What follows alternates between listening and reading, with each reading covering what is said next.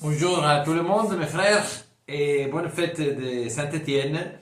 Aujourd'hui, bonne Noël en général, et spécialement bonne fête à toi, Stéphane. Alors, je suis là pour enregistrer la deuxième partie de notre rencontre des formations. Alors, la question de cette rencontre est qu'est-ce que la mission a changé chez moi? Donc, il y a la vidéo avec notre évêque, Monseigneur Giorgio, et puis je vais vous donner aussi une petite contribution à partir d'un épisode biblique. Donc, spécialement, j'ai choisi le moment où Jacob engage son combat avec un personnage mystérieux, un ange. Finalement, on découvre c'est Dieu même sous la forme d'un ange, là où il est au point de passer le gué du Yabok, de ce fleuve, pour rencontrer son frère Ésaü. Alors là, tout le monde le sait, il y a un changement. Donc Jacob découvre un peu mieux son identité. Il y a aussi un changement de nom. Jacob prend le nom d'Israël. Alors, je voudrais vous lire d'abord quelque chose à partir de l'exégèse de ce morceau de Genèse, et puis rajouter quelques souvenirs de ma part, de mon expérience de changement de nom. Donc, d'abord, l'histoire telle que nous la recevons du livre de la Genèse par rapport à ces moments. Alors, je lis parce que je ne me rappelle pas tout comme ça par cœur. Nous arrivons au moment décisif de notre voyage avec Jacob, le combat nocturne au gué du Yabok. C'est là que se produit le véritable tournant de sa vie, la transition définitive d'un homme tordu, trompeur, on le sait, par rapport à son frère Ésaü.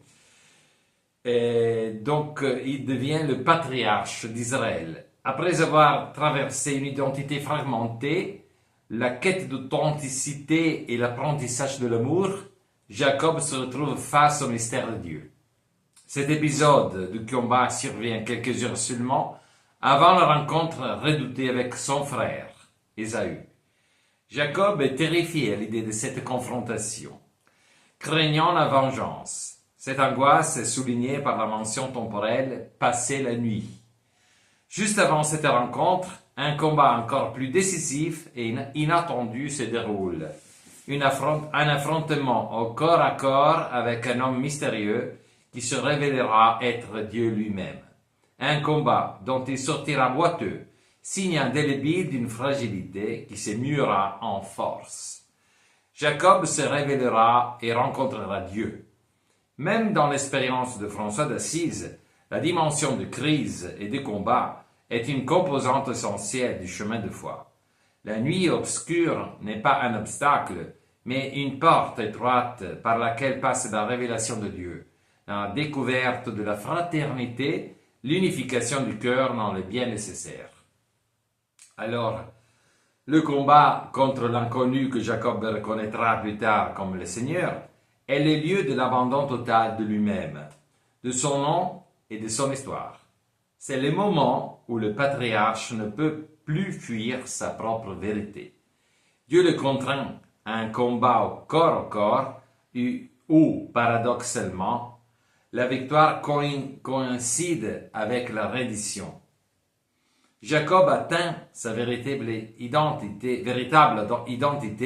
non pas en triomphant, mais en se rendant non par la force, mais par la vulnérabilité.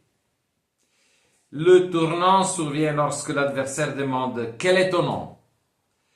Dans une perspective biblique, révéler son nom signifie se livrer à soi-même, se rendre totalement vulnérable. À l'inverse, connaître le nom de quelqu'un implique une forme de pouvoir sur cette personne, permettant ainsi de la dominer. Lorsque le patriarche répond « Jacob », le tordu, le trompeur. Il accomplit un acte de vérité absolue. Il se soumet totalement. Et c'est précisément dans cet acte de soumission qu'il remporte la victoire. Il reçoit un nouveau nom et la reconnaissance de sa victoire. Ton nom ne sera plus Jacob, mais Israël, car tu as lutté avec Dieu et avec les hommes, et tu as vaincu. La simplicité suprême consiste à ne plus avoir rien à cacher, à pouvoir enfin être soi-même devant Dieu. Et le fruit de cette simplicité est la manière dont Jacob s'adresse à son frère. Il passe de la complexité de celui qui doit constamment agir avec ruse et stratagème pour tout maîtriser, pour poursuivre sa tromperie et dissimuler la vérité, à la simplicité de celui qui a cessé de se cacher et révèle courageusement son humble authenticité marquée par une blessure indélébile. La solitude comme condition de la rencontre décisive. Jacob se retrouve seul, au gué. Dans sa solitude, il réalise qu'il est sur le point d'affronter Ésaü. Et je pense que c'est très important de voir comme, avant de faire l'expérience de la rencontre, de la fraternité, soit de la rencontre avec l'autre, le peuple marocain, l'autre, l'étranger, mais aussi le frère à côté de moi dans la fraternité, dans la maison. Avant de cette expérience de rencontre fraternelle, il y a la solitude devant Dieu. C'est là où je découvre mon nouveau nom et cela me permet de vivre ensuite la rencontre avec le frère. Jacob, il ne peut lui échapper et c'est là qu'il rencontre Dieu. Ce moment est empli de soucis, de peur et d'angoisse quant à la manière dont se déroulera la rencontre avec son frère. Dieu entre dans le combat du patriarche face à ces troubles, se révélant comme le Dieu qui transfigure le cœur sincère. C'est dans la solitude qu'il peut enfin cesser d'agir et rencontrer Dieu sans intermédiaire. Peut-être est-ce dans cette condition que vous avez aussi rencontré Dieu. La nuit de Jacob représente l'expérience de la prière comme un combat, une recherche tenace de Dieu même lorsque tout semble s'y opposer. C'est la rencontre avec un Dieu qui se laisse saisir, mais qui en même temps transforme ceux qui les saisissent. Vous aussi, vous avez peut-être lutté avec Dieu et finalement éprouvé votre volonté de vous abandonner à lui en ressentant sa présence et sa protection. La blessure qui guérit, la claudication de Jacob, donc parce qu'il reste boiteux après cette rencontre, mais c'est ce qu'il identifie ensuite. Et cette condition est paradoxalement une guérison, un rappel historique de la plus grande victoire de la vie. Cette blessure révèle au patriarche sa véritable condition de créature ayant besoin de Dieu. Ce n'est pas l'efficacité qui sauve, mais l'abandon confiant qui engendre une communion authentique. Israël n'est pas qu'un simple changement de nom, mais l'émergence de la véritable identité qui a toujours été présente, mais cachée. Se libérer des images fausses et déformées de soi-même permet de découvrir qui nous sommes vraiment aux yeux de Dieu et de nous voir à travers son regard. Cependant, ce nouveau nom ne consiste pas à invoquer un miracle, mais à choisir de lutter aux côtés de Dieu pour faire resplendir son visage en nous. Personnellement, moi, je vécu des changements de nom dans ma mission. Celui que tout le monde connaît, Driba, moi je suis Pedro. En fait, mon nom c'est Pietro, à l'italienne. Mais comme vous savez, pour un arabe, un arabophone, la double voyelle IE, c'est difficile à prononcer. Donc je suis devenu Pedro, surtout qu'il y a beaucoup de joueurs de foot avec ce prénom dans les équipes espagnoles. Donc, Driba, pour toujours, je suis Pedro. Euh, au point que même souvent, on m'a dit ensuite, quand j'ai quitté Meknès et le Maroc, que parfois pour indiquer, peut-être ce n'est plus le cas, mais il y a quelques ans, quand je venais de quitter, il disait Pedro pour dire en général le frère d'Edriba. Donc, qu'est-ce que c'est qu'un frère d'Edriba? C'est un Pedro. Donc, c'est un nom qui indique en général le frère qui habite dans cette maison. Donc, c'était pour moi un changement parce qu'effectivement, c'est pas mon prénom, mais c'est le même dans une autre langue, mais ça m'a identifié quelque part. Je me suis un peu laissé baptiser à nouveau et j'ai laissé que ça devienne un peu. Je répondais à ce prénom. Moi, de mon côté, je disais que je m'appelle Badr. C'est plus ou moins les mêmes consonnes et ça sonne un peu plus arabe, donc quelqu'un s'amusait à m'appeler Badr. Et ça a été une expérience aussi de rentrer dans une nouvelle identité, mais finalement qui permettait mieux la rencontre. Si j'avais, par exemple, un peu insisté, si j'avais été un peu plus raide pour dire, effectivement, il faut bien prononcer mon prénom, c'est Pietro, et bon, je sais pas, je n'ai pas pris ce chemin-là, j'ai laissé que les gens m'appellent comme il leur semblait mieux, plus facile. J'ai souvenir d'un autre changement de nom, ça a été en Somalie en 2002, quand je venais d'être ordonné diacre et j'étais justement parti, comme le dit dans son message l'évêque Giorgio, j'étais là pour une expérience de quelques mois. J'étais dans un village de la Somalie du Nord, en Somaliland, et là-bas il y avait une école pour les enfants sourds-muets. Donc eux, ils m'ont trouvé un autre nom, c'était des gestes comme ça. Donc comme j'avais les cheveux un peu comme, c'est un peu long, vous voyez un peu qui font une petite vague comme ça. Donc ce geste-là, comme nos frères d'Afrique, ils ont les cheveux très courts, un peu. J'étais le seul qui portait ses cheveux dans cette manière. Donc tout le monde bientôt dans le village, soit les sourds-muets, soit les autres, avaient compris que moi j'étais l'Italien avec les cheveux un peu longs comme ça, et c'était devenu mon nom. Là aussi j'avais beaucoup aimé ce changement, ça me donnait une nouvelle identité, c'était pour dire, bon, c'est quelqu'un qui est divers de nous, qui même par sa tête, il nous ressemble pas trop, mais il est gentil, il est venu, il s'est déplacé depuis l'Italie pour venir nous servir. Et je faisais effectivement avec les enfants plein de jeux. Et j'ai fait une expérience là aussi très belle. Et puis, un autre changement, je l'ai vécu à Driba. C'est un épisode que je garde dans ma mémoire avec grand plaisir. C'était à Driba, donc vous savez que souvent les enfants rentrent dans notre maison, comme la porte est toujours ouverte pour les cours, pour accueillir les étudiants, mais souvent les enfants de Driba y entrent pour jouer, pour chercher quelque chose, un stylo, bien des bonbons. Alors ce jour-là, j'avais 3 bonbons dans ma poche, et il y avait 2 enfants devant moi, les enfants des voisins.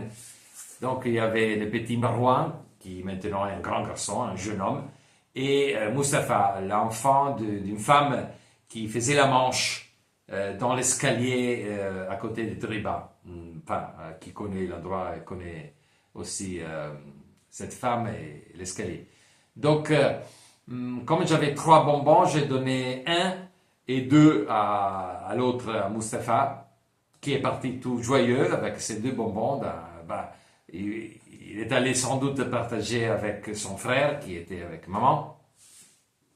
Alors il me reste le petit Marouane qui est l'enfant, qui était à l'époque, il n'habite plus à Driba, cette famille, mais à l'époque ils étaient là.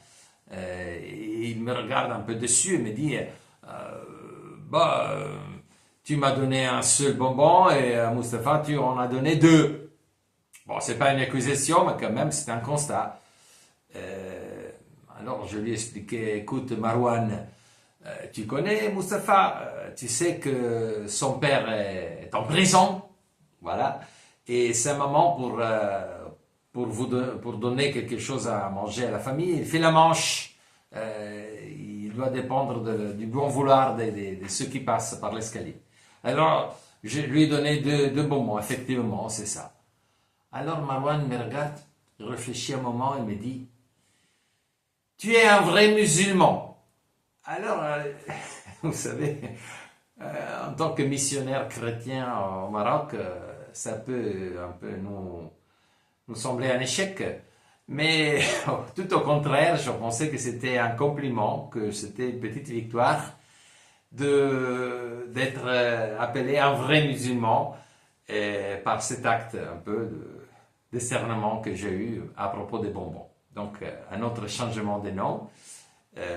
Et le dernier que je vais vous partager, c'est récemment, où j'ai visité, enfin, il y a 2 ans, j'espère y aller encore dans le Kivu, c'est-à-dire le Congo oriental. Mais là, les combats ont repris, alors je ne sais pas si je serai en mesure d'y aller en début mars. En tout cas, quand je suis allé, il y a 2 ans, voilà, il y a plein d'enfants, et puis là-bas, la langue locale appelle l'homme blanc le Muzungu. Donc le Muzungu, tout comme en Guinée-Bissau, quand j'y vais, il m'appelle Branco. Branco, ça veut dire blanc. Alors moi, j'étais le Muzungu. Eh ben, les Belges, les Français aussi, ils ont laissé pas un très bon souvenir, pas toujours. Alors lorsqu'on dit Muzungu, c'est quelqu'un de puissant mais de redoutable en même temps. C'est quand même quelqu'un qui a le pouvoir. Et alors, comme j'étais là pour donner aussi, j'ai porté pas mal d'aide par intermédiaire des sœurs franciscaines. Et puis on a bâti 2 écoles. J'ai déjà inauguré une et je devrais faire avec la deuxième.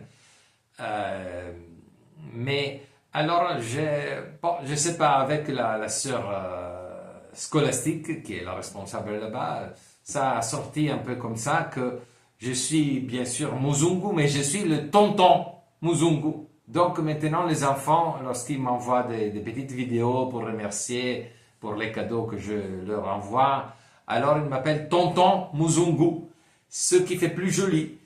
C'est le Muzungu, mais c'est tonton. Donc c'est quelqu'un de la famille, c'est quelqu'un de bien, c'est un peu intégré, voilà, avec nous. Et c'est devenu un peu mon nom au Congo. Alors lorsque je vais, soit la sœur, soit les enfants m'appellent comme ça, tonton Muzungu. Alors je suis gentil, puis là aussi j'ai de bonbons, j'ai de bonnes choses. Et voilà. C'est pour terminer, pour dire que parfois notre mission, nos rencontres changent notre identité. C'est ce qui m'est arrivé plusieurs fois. J'ai raconté quelque chose. C'est pour enclencher un peu le débat qu'on va avoir lundi. Et je crois que c'est pas mauvais de se laisser renommer, de faire cette expérience de Jacob, de lutter avec Dieu d'abord dans la prière, dans la solitude, qui accompagne parfois la mission, mais de sortir de ce combat nocturne avec un nouveau nom et avec une nouvelle attitude pour vivre la fraternité. Que Dieu vous bénisse.